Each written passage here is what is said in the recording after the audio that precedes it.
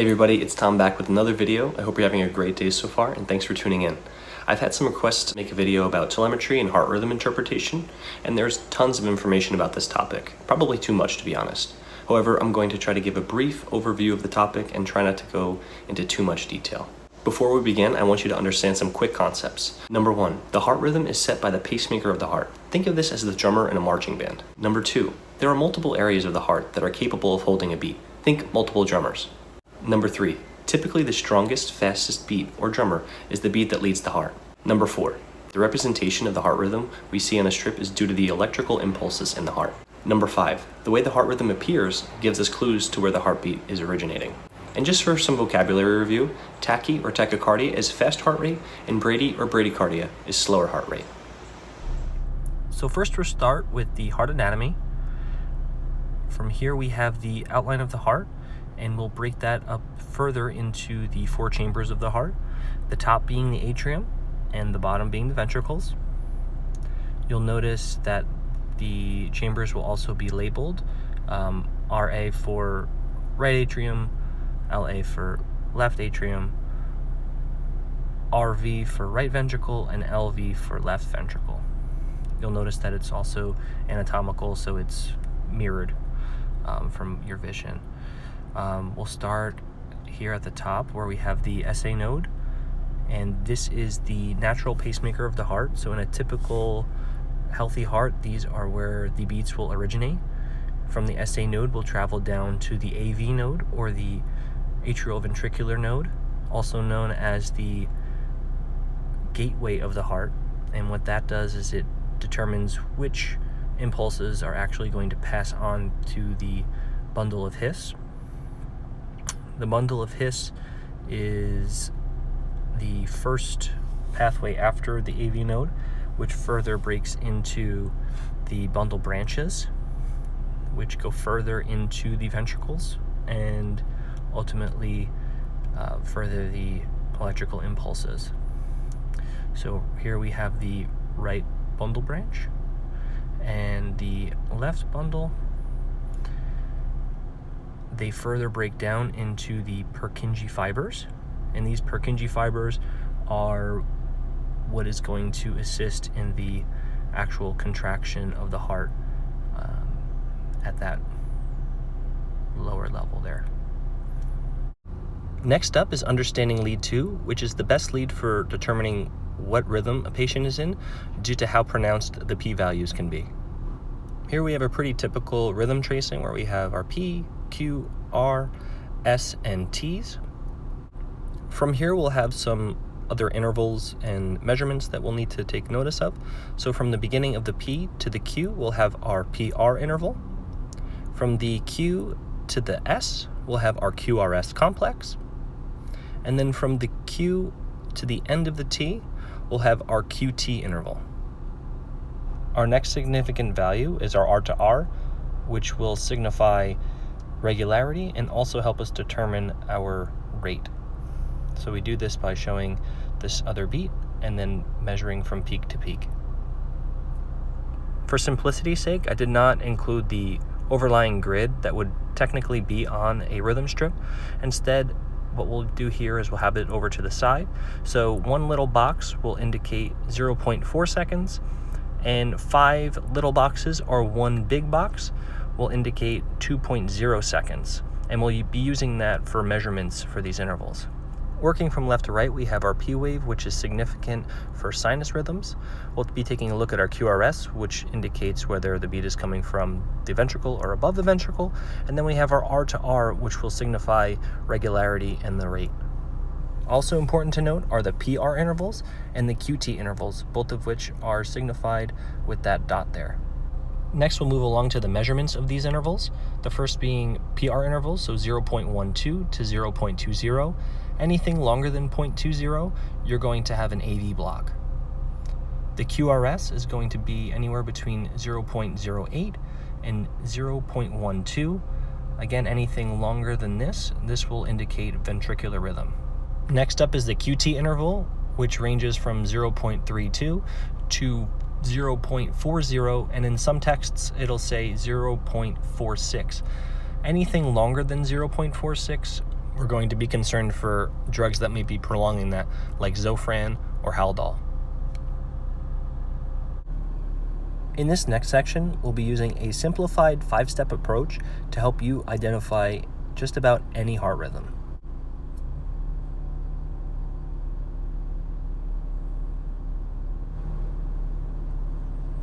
Our first step here is going to be looking at the QRS. The second step, taking a look at the regularity. The third step is taking a look at the P waves. Number 4 is taking a look at anything out of the ordinary, or I have written here OOTO. And the last step is taking a look at the rate.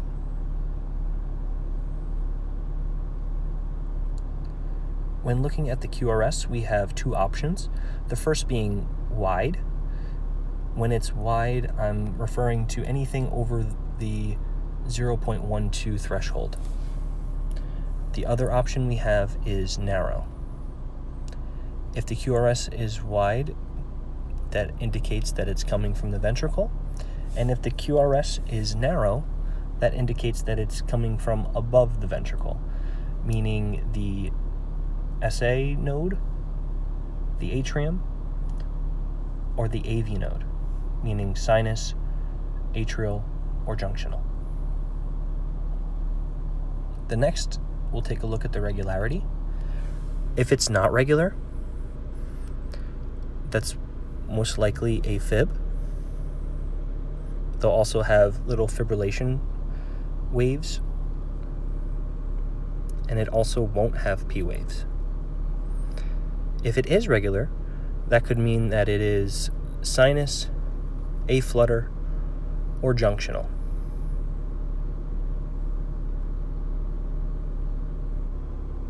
If it's regular and it does not have P's, that signifies that it's junctional. Also, if the P's are inverted or come after the QRS, that also signifies that it's a junctional rhythm. If the P's appear in a sawtooth manner, and in that case they're not technically P waves, but for this purpose we'll say that they are, that indicates that it is a flutter rhythm.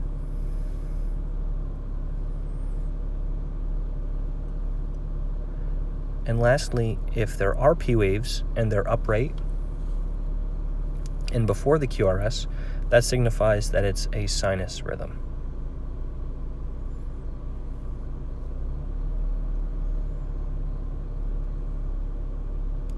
We're going to disregard the regularity in the P's at this point, but we will come back to that for the wide QRSs.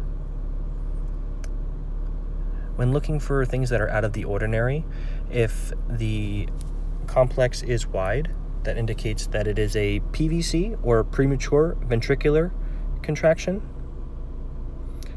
If the complex is narrow, that could be a PAC if it's accompanied with a P, or a PJC, which is premature junctional contraction, if there is no P or inverted or after the QRS.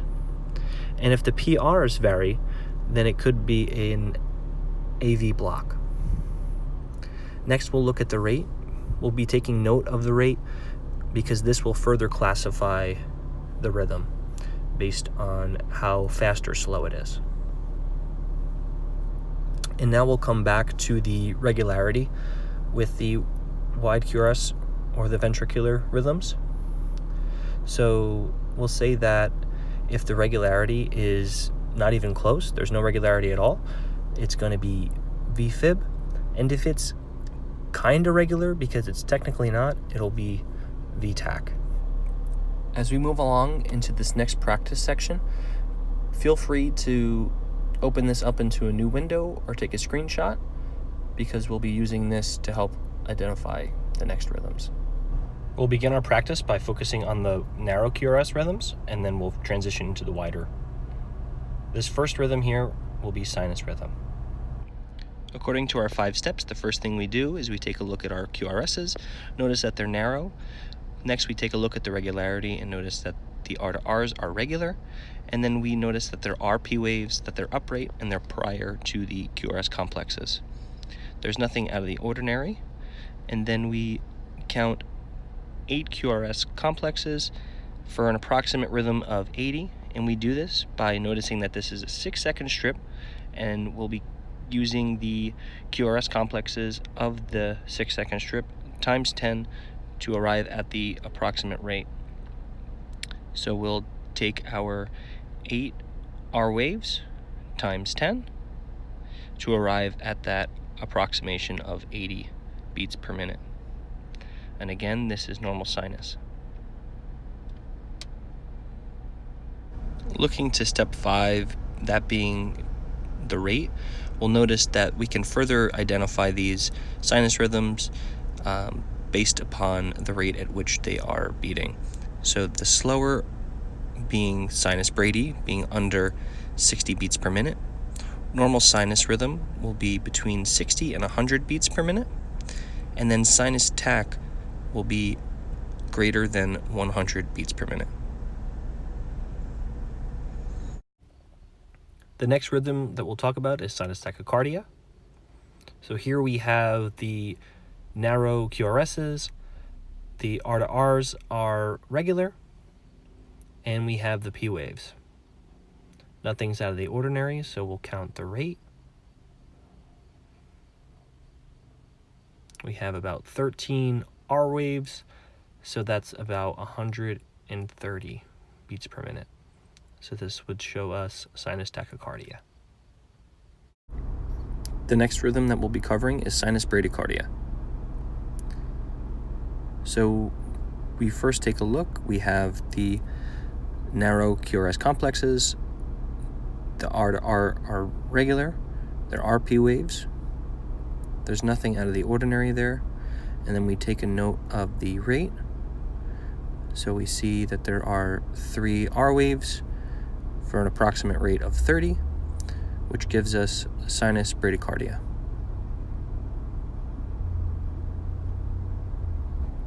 Next, we'll be moving into the atrial rhythms, the first of which being atrial fibrillation. So our first step, we take a look at the QRSs. Notice that they are narrow. However, the R to Rs are irregular, and we are unable to find any true P waves, despite seeing these fibrillation here at the baseline. We don't see anything out of the ordinary, and we count 11 R waves to give us an approximate rate of 110 beats per minute, which would technically be considered uncontrolled AFib since it's greater than 100. So again, this is atrial fibrillation as defined by these fibrillation waves at the baseline there. The next atrial rhythm we'll cover is atrial flutter. Again, we start with the QRSs. Note that they are narrow, and our R to Rs are more or less regular here. However, we don't see any true P waves, but we do see these atrial beats, and there are, in this particular one, 4 atrial beats for every 1 R or ventricle beat. So we consider this 4-to-1 conduction. So this will be a 4-to-1 atrial flutter at a rate of about 70, because again, we're still using the R waves to determine the ventricular rate. And again, the A flutter is going to be highlighted by these sawtooth atrial beats. Again, one more time, this is atrial flutter. We'll next be transitioning into the junctional rhythms, and again, these rhythms come from the AV node. We'll be taking our first steps like usual, taking a look at the QRSs, the regularity, and here we note that the QRSs are narrow, they are regular from R to R, and that there are no P waves evident. In junctional rhythm, the P waves can be non-existent, inverted prior to the QRS, or actually on the opposite side of the QRS. And just like sinus, the rate determines the further classifications of the junctional rhythm. So from 40 to 60 is junctional escape, accelerated junctional is from 60 to 100, and then greater than 100 will be junctional tachycardia. And these numbers are similar to those of sinus rhythm. It's not the end of the world if you can't memorize these. It's just, again, some further classification. And now we'll be transitioning into the ventricular rhythms, the first of which being ventricular tachycardia. So here we first notice that the QRSs are wide, again greater than 0.12, and moreover our R to Rs are pretty regular. However, there are no P waves noted. We have here about 10 R waves, so we're going to say that that's about 100 beats per minute. Again, this is ventricular tachycardia, and this is actually considered monomorphic tachycardia because all of the waves more or less look the same. This will vary from the next rhythm that we'll discuss, torsade de pointe, which again is a ventricular tachycardia. However, as you can see, it varies in the way that it presents itself from the prior monomorphic. So again, this is polymorphic. We'll see that the QRSs are wide. The R to Rs are more or less the same. However, we see this tornado type presentation with the magnitudes. And again, I always think magnitudes, then magnesium, and this is mostly due to low electrolytes, especially low magnesium. Next up is ventricular fibrillation, and we'll see that we have wide QRSs. However, nothing is organized, everything is kind of jumbled up, and we're unable to assess the rate at this point. Again, this is ventricular fibrillation. And when we're thinking of ventricular fibrillation, the thing that we should definitely be thinking about is calling a code. And when you think VFib, you think DFib, because that's what's going to hopefully shock this rhythm back into something that's more organized and allows the heart to pump efficiently. Next, we have the paced rhythms, the first of which being atrial paced. And we'll see here we have these pacer spikes. Following immediately after, we have the P waves, which signifies that the pacemaker is residing in the atrial chamber of the heart. And on our 5-step list, we don't mention pacemakers, but I think it's easy to kind of see based on the fact that there's pacer spikes and where it is in conjunction with the rhythm itself. So again, atrial paced, we have the pacer spike before the P wave. Next we'll come to ventricular paced, which looks a little bit different. Again, we do see these pacer spikes, but we have wide QRSs, which signifies that the pacemaker is in the ventricle. And again, the pacer comes immediately before the QRS complex, which again would signify that it is in the ventricle. And after counting our QRS complexes, we count about 8, which gives us approximately 80 beats per minute. This next one is atrioventricular paced, or AV paced, and it's more or less a combination of a ventricular and atrial pacer. So we have the 2 spikes, one before where the P is, and one before the QRS. The QRS is wide due to the ventricular pacer. This one's pretty self-explanatory. We'll next be discussing the out of the ordinary, or step 4, the first of which being these premature ventricular contractions, or PVCs. When we first take a look at a 6-second strip, we're going to do our best to scan the whole strip and kind of get the gist of what the whole thing is telling us, rather than zooming in on any particular thing. But basically what we have here is we have sinus rhythm as indicated by the narrow QRS, the regular R to Rs, and then the P waves. However, we do have these oddball wide QRSs, which tells us that it's coming from the ventricles. So right now, what we have here is sinus rhythm with PVCs, or premature ventricular contractions. And with this specific strip, this would be considered quadrigeminy because every 4th beat is a PVC.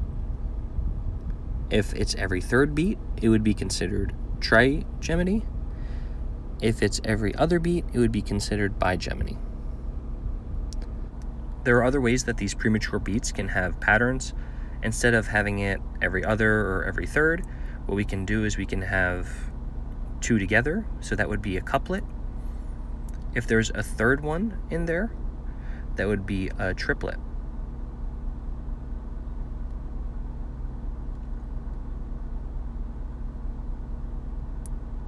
Anything more than that, what we'll do is we'll consider it a run of VTach. So with this, we'll have some VTach in between two beats. And in this specific example, we see here we have 6 beats. So 6 beats of VTach. And for this, you're going to want to check the patient, obviously, check vital signs, make sure that their electrolytes are within normal limits, and definitely call the doc. Next up, we have premature atrial contractions, or PACs. As we're looking at this strip, we see that all the QRSs are narrow and that everything looks just about regular except for this one over here to the left. There's kind of a shorter gap there. So what we're going to do is we're going to notice that, again, this QRS is narrow. So we know that that's coming from the atria. So we'll have sinus rhythm with a PAC. Here we have premature junctional contractions, or PJCs. As we take a look at this strip here, we'll notice that, moreover, it looks like sinus rhythm. However, the regularity seems to trip up in a few spots. So right here, here, and again over here. And we'll also notice at this point, these P waves are inverted. Although the QRSs are narrow, so this will tell us that these beats are coming from the AV node, so they're junctional. So this will be sinus rhythm with PJCs. During the course of your shift, you might have your patient go into what's called a Supraventricular Tachycardia, or SVT, and it's basically this rhythm shown here with narrow QRS complexes and a very quick rate. The first thing you're going to do is check your patient, determine if they're stable or unstable. If they are stable, what you're going to do is get an EKG, call the doctor, and possibly get ready for an adenosine administration. If not, if they're unstable, you're definitely going to want to prepare for a cardioversion. This next situation here is not specific to any rhythm, but it's basically when you have a rhythm but no pulse. So this is called pulseless electrical activity, or PEA. The last thing we'll take a look at here is asystole. And asystole is basically what people consider flatlining. So you'll have the transition from the sinus rhythm into the lack of a rhythm there, and that is asystole. The most important thing when looking at the monitor and the patient has this is ensuring that you're treating the patient and not the monitor. Sometimes if a patient's leads come off, it'll tell you that it's asystole.